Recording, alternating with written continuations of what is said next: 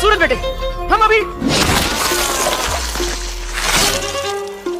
देखा है विकृत, लेकिन ऐसा विकृत कसाई नहीं देखा। उसके हाथ में एक तेज कुल्हाड़ी है। वह जंगल में लोगों को देखकर काटता है। फिल्म पूरी तरह से एक हत्यारे की दृष्टि से है। जंगल में एक एक करके शिकार खोजता है, जिसका स्वाद इतना भारी है कि कल्पना से परे है। यह है 2024 में नवीनतम रिलीज हुई फिल्म हिंसा का स्वभाव। कहा जाता है कि घने जंगल में एक दुष्ट आत्मा छिपी है, जिसे एक सोने की चेन से दबाया गया है। हालांकि कुछ कॉलेज के छात्र ज्योतानुशीलन के लिए बाहर गए थे, इस स्थान पर आए और लालच में सोने की चेन ले गए। हालांकि उन विश्वविद्यालय के छात्रों को पता नहीं था कि वे एक बड़े संकट का सामना करने वाले थे। सचमुच उनके जाने के बाद मिट्टी से एक राक्षस बाहर निकला। उसका पूरा शरीर सड़ा हुआ था, लेकिन वह बुलेट प्रूफ था। गोल्ड चेन की गिरफ्तारी के बिना यह अब जंगल में उन्माद हत्या शुरू करने जा रहा है। बड़ी भीड़ को हंसते बोलते देखते हुए उसने बिना सोचे समझे कुछ नहीं किया। चिंतित था कि लोग इधर उधर भाग जाएंगे। जब सब चले गए तो उसने एक पेड़ के पीछे उधम मचा रहे पुरुष छात्र को देखा। कसाई ने चेन उठाई और अचानक पीछे से उसकी गर्दन पर कस दी, फिर जोर से खींचकर आदमी के अंग को अलग कर दिया। इसके बाद कसाई अपने आप को बंद करने वाले शिकारी के घर आया और अपना मुखौटा और उपकरण खोज लिया। पूरी तरह से तैयार होने के बाद उसने अपनी क्षमता दिखाने की तैयारी की। अगले दिन सुबह दो लड़कियां झील में तैर रही थीं। उन्हें पता नहीं था कि सामने वाले बुचड़ ने उन्हें पहले से ही अपने शिकार के रूप में देख लिया है। उसने कुल्हाड़ी नीचे रखी और तुरंत झील के नीचे डुबकी लगाई। एक लड़की पहले से ही जा चुकी थी। तैर रही लड़की को अचानक पानी में खींच लिया गया और जब वह सतह पर आई तो वह एक लाश बन चुकी थी। बुचड़ किनारे पर आया, ध्यान से योग कर रही लड़की की ओर बढ़ा। उसने एक टहनी पर कदम रखा जो कड़कने लगी। लड़की को लगा कि उसका बॉयफ्रेंड उसे जंगली रोमांस के लिए खोजने आया। तुमने सच में मेरा समय बर्बाद किया।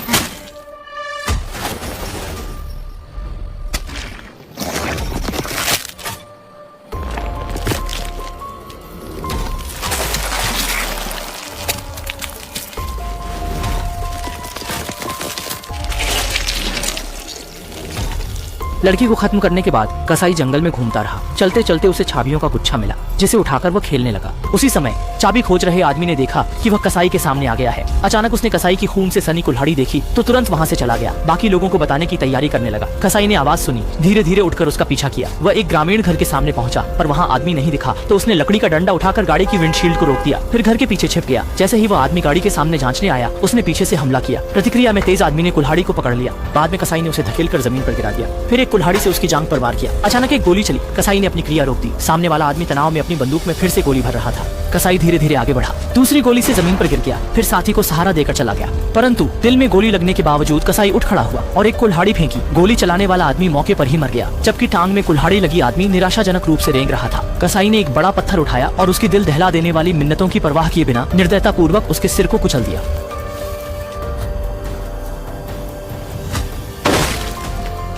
दो लोगों को खत्म करने के बाद पीछे से फिर दो लोग आए, जिनमें से एक लड़की जमीन पर घुटनों के बल बैठकर खून के निशान देख रही है और कसाई ने भी कुल्हाड़ी उठा ली, वार करने के लिए तैयार। आओ, जल्दी करो, जाओ जाओ जाओ जाओ जाओ जाओ।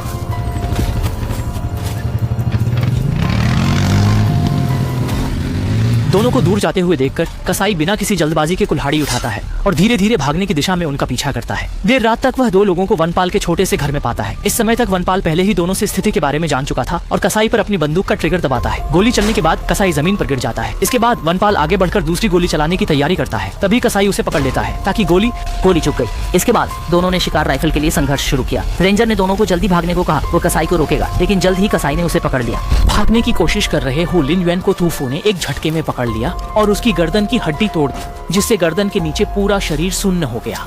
फिर टूफू ने एक लोहे के हुक से उसकी कॉलर बोन को पकड़कर उसे लकड़ी काटने की झोपड़ी में खींच लिया। उस व्यक्ति ने अपनी आंखों के सामने अपनी बाहों को मशीन द्वारा काटते देखा।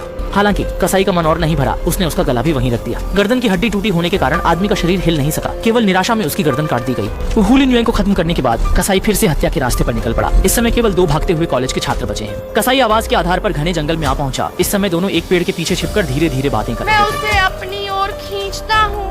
तुम रेलवे स्टेशन पर जाल बिछाओ, मैं उसे खत्म कर दूंगा। कसाई चुपचाप उनकी योजना को सुन रहा था। दोनों के विचार विमर्श के बाद लड़का चुपके से कसाई के पीछे आ गया, उसे आकर्षित करने की कोशिश कर रहा था। आओ, तुम बदसूरत बेटी।